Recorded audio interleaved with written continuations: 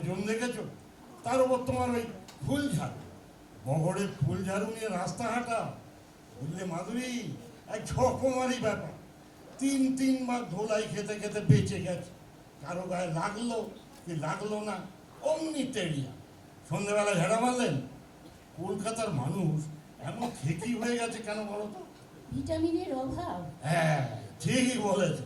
কিছু হলো কি হলো না, অমনি ষাঁড়ের মতো গুঁতোতে। শোনো, এই মাছ খাওয়া না ছেড়ে দিতে হবে। 400 টাকার কমে কোনো মাছ নেই। স্রেফ আলুর দম চালাও, তাতেই দম বেড়ে যাবে। সেটা গান ছিল না, দাম মারে দাম, দম মারে দম, শুয়ে পড়ি হাম। আরে সত্যি সত্যি শুয়ে পড়লে যে? এ কি, তোমার এই ছোলায় চা কোথায়? বেরোবার সময় অন্তত 1000 বার বলেছি চা এলো মনে করে, সেই চাটাই ভুলে এলে। এখন কি হবে? এই চায়ের কথা তো তুমি আমাকে একবারও বলনি।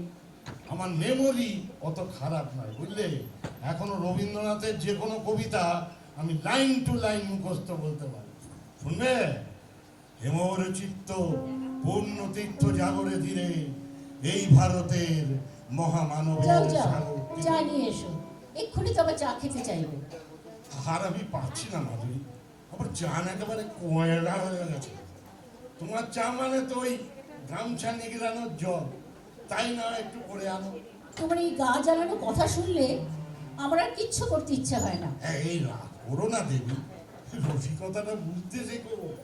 জীবন বড় শুকিয়ে এসছে, এই কটা দিন শুধু গেয়ে যেতে দাও, শুধু গান আর গান। এই তো জীবন, যাক না যেদিকে যেতে চায়, এই তো জীবন। এ নিঘাত বারোয়ারি পুজোর চাঁদা রোয়াব দেখেছো? কই, কোথায় কোথায় মানুষ বাবু? ও, এই যে হচ্ছে কাত হয়ে শুয়ে আছেন। উঠে বসুন। কি ব্যাপার তল্লাদি, এত উত্তেজিত কেন? না, আমাকে দিদি বলবেন না। দিদি বলার কোনো অধিকার নেই আপনার।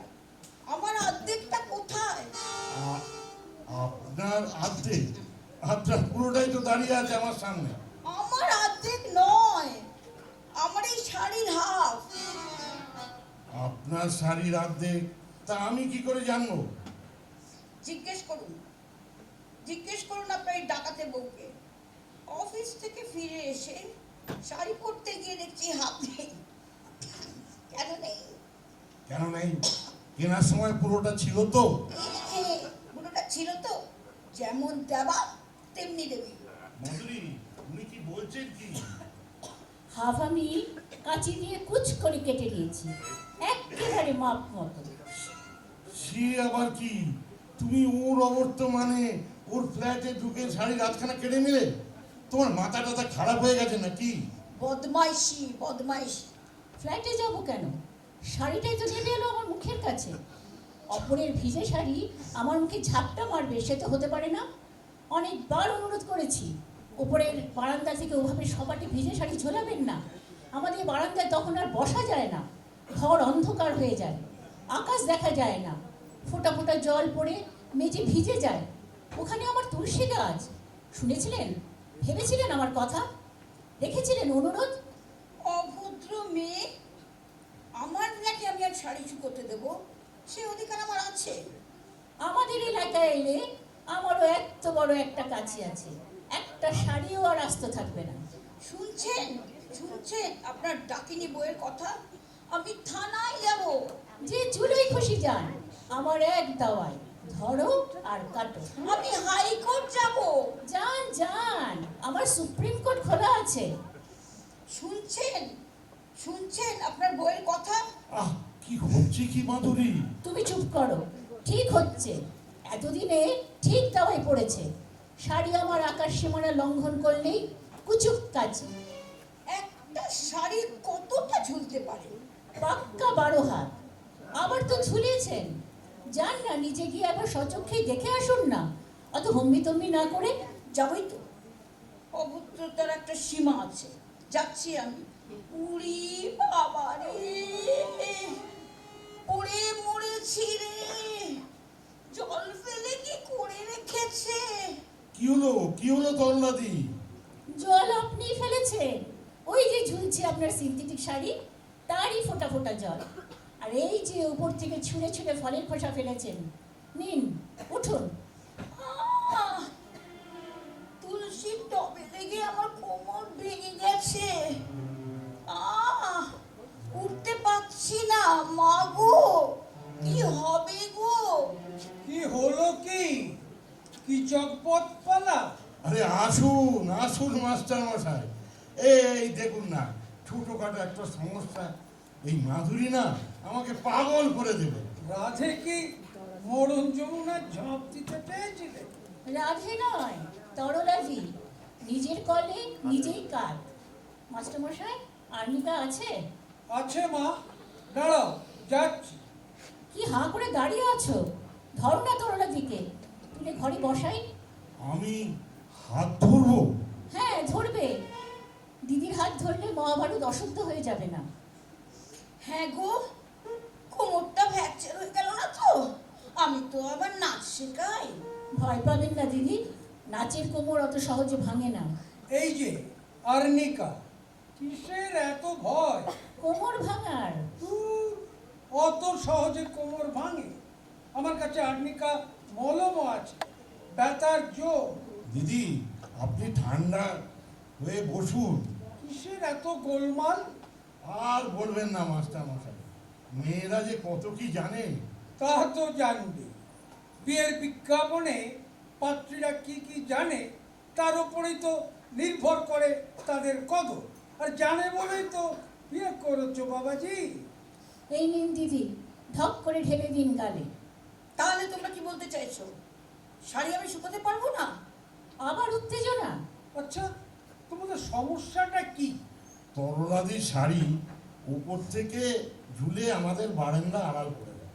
মাধুরী আজ কাঁচি দিয়ে ওটা ছেঁটে ফেলেছে। ও, সেই বিমানের আকাশ সীমানা লঙ্ঘন আর সঙ্গে কামান দাগা। আমি কি তাহলে ভিজে শাড়ি মাথায় বেঁধে বসে থাকবো, পাগড়ি বেঁধে বসে থাকবো? না, নিদারুণ সমস্যা। এটা একটা ইউনাইটেড নেশনসে পাঠাতে হবে। আপনার আর কি, সারাটি জীবন আপনি হেসেই সহজ করে নিলেন। আমার 1000 টাকা দামের শাড়ির 500 টাকা কেটে নিয়েছে এই গুন্ডা মেয়েটা। শোনো মা, এর খুব একটা সহজ সমাধান আছে। পুরো শাড়িটা লম্বা করে না মেলে দুপাট করে মেলে দিই। আমরা সবাই তাই করি।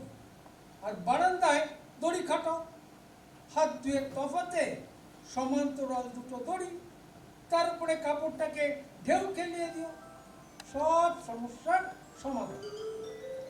নাও, চা খাও। চা? হ্যাঁ, চা। 1 কাপ চা হলো আমার ফি। বিনা পয়সায় উকিল পাওয়া যায়? একটু বসুন মাস্টার মশাই, আমাদের চাটা আবার ফুরিয়ে গেছে। আমি চট করে কিনে আনছি। এই তো এই পাশেই দোকান। থাক, খুব হয়েছে। এখন আর দোকানে ছুটতে হবে না। আমার উপরে চলুন, চায়ের জল চলিয়ে এসেছি। এতক্ষণে হয়ে গেছে। আমরাও যাব? কেন যাবেন না? না মানে এই এতক্ষণ ঝগড়া হলো তো। আরে দূর, তুমি তো আচ্ছা বোকা।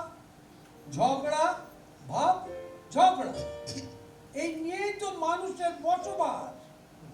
আসলে কি জানো, ওপরতলা মাঝে মাঝে নিচের তলার কথা বেমালুম ভুলে যায়। এই বহুতল ফ্ল্যাটেই নয়, সমাজেও সেই একই ঘটনা। ওপর তলার মানুষ নিচের তলার মানুষের কথা মনে রাখে না। চোখে আঙুল দিয়ে দেখিয়ে দিতে হয় মাঝে মাঝে। নাও, বলো বা। তরলাজি, ছোট বোন হিসেবে এই নতুন শাড়িটা আপনাকে প্রণামী দিলাম। তার মানে গরু মেরে জুতো দান? আহা, উল্টে ফেলছো মা। বলো জুতো মেরে গরু দান। না মা, জিনিসটাকে ওভাবে পেঁচিয়ে দিও না। মনটাকে ফিতের মতো, ট্রাম লাইনের মতো সোজা রাখো। তরলাদি, আর রাগ বুঝে রাখবেন না। আপনি একজন নৃত্যশিল্পী। আমরা মনে মনে আপনাকে শ্রদ্ধা করি। সত্যি বলছো? তাহলে আর আপনি আগে নয়। কটা বাজলো? 7টা। আরে টিভি খোলো, টিভি, আজ আমার প্রোগ্রাম আছে। তাই নাকি? খোলো খোলো। মা মাধুরী, আমার চন্ডাকে হেঁকে বলে দাও এই বারান্দার থেকে 4 কাপ চা।